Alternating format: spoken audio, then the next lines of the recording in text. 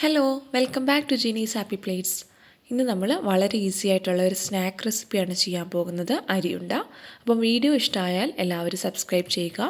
Video മുഴുവനും കണ്ടിട്ട് നിങ്ങളുടെ അഭിപ്രായങ്ങളും നിർദ്ദേശങ്ങളും കമൻറ്റ് ചെയ്യുക. അപ്പോൾ നമുക്ക് അരിയുണ്ട എങ്ങനെയാണ് ഉണ്ടാക്കുന്നതെന്ന് നോക്കാം. അരിയുണ്ട ഉണ്ടാക്കാനായിട്ട് നമുക്ക് ആദ്യം അടികട്ടിയുള്ളൊരു പാത്രം വെച്ച് കൊടുക്കാം. അത് ചൂടാകുമ്പോഴേക്ക് നമുക്ക് 1 കപ്പ് കഴുകി വൃത്തിയാക്കിയ മട്ട അരി ചേർത്ത് കൊടുക്കാം.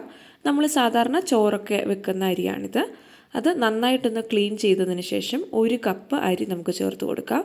ചെറുതായിട്ട് വെള്ളം ഉണ്ടെങ്കിൽ അത് ഇതുപോലെ ആദ്യം ഒന്ന് വെള്ളമൊക്കെ ഒന്ന് പോയതിന് ശേഷം പിന്നീട് എണ്ണയൊന്നും ചേർക്കാതാണ് നമ്മളിത് ഡ്രൈ റോസ്റ്റാണ് ചെയ്യുന്നത്. ഇപ്പം വെള്ളമെല്ലാം പോയിട്ടുണ്ട്. ഇനി കുറച്ച് നേരം കൂടെ നമ്മളിത് റോസ്റ്റ് ചെയ്യുമ്പോൾ ഇതിൽ നിന്ന് ചെറുതായിട്ട് പൊട്ടുന്ന സൗണ്ടുകൾ കേൾക്കും.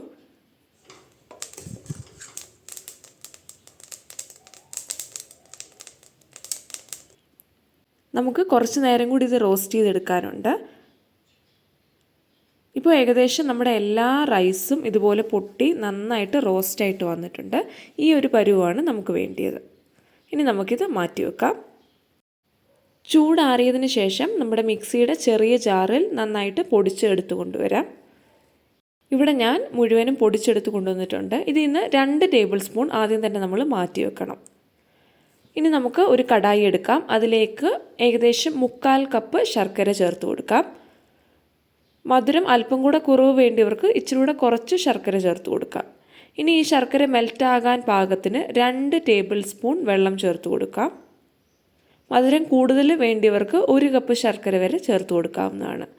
ഇനി നമുക്കിത് നന്നായിട്ടൊന്ന് മെൽറ്റ് ചെയ്തെടുക്കാം. ഇവിടെ ഞാൻ നന്നായിട്ട് മെൽറ്റ് ചെയ്തിട്ടുണ്ട്. ഇനി ഇതിലേക്ക് 1/4 ടീസ്പൂൺ ഉപ്പ് ചേർത്ത് കൊടുക്കാം. 1/2 ടീസ്പൂൺ ജീരകപ്പൊടി ചേർത്ത് കൊടുക്കാം.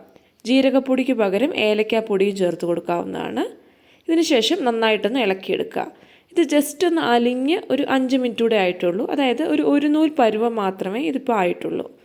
ഇനി നമുക്കിതിലേക്ക് 1 കപ്പ് ചിരകിയ തേങ്ങ ചേർത്ത് കൊടുക്കാം. ഞാനിവിടെ ചേർത്ത് കൊടുത്തിരിക്കുന്ന തേങ്ങ വളരെ ഫൈനായിട്ട് ചിരകിയതല്ല, ചെറിയ പീസസ് ഉണ്ട്. അതുകൊണ്ട് നമുക്ക് ഇടയ്ക്ക് കടിക്കാനും കിട്ടും. അവരവരുടെ താല്പര്യത്തിനനുസരിച്ച് തേങ്ങ ചേർത്ത് കൊടുക്കാവുന്നതാണ്. 1 കപ്പ് അരിക്ക് ഞാനിവിടെ 1 കപ്പ് തേങ്ങ തന്നെയാണ് ചേർത്ത് കൊടുത്തിരിക്കുന്നത്.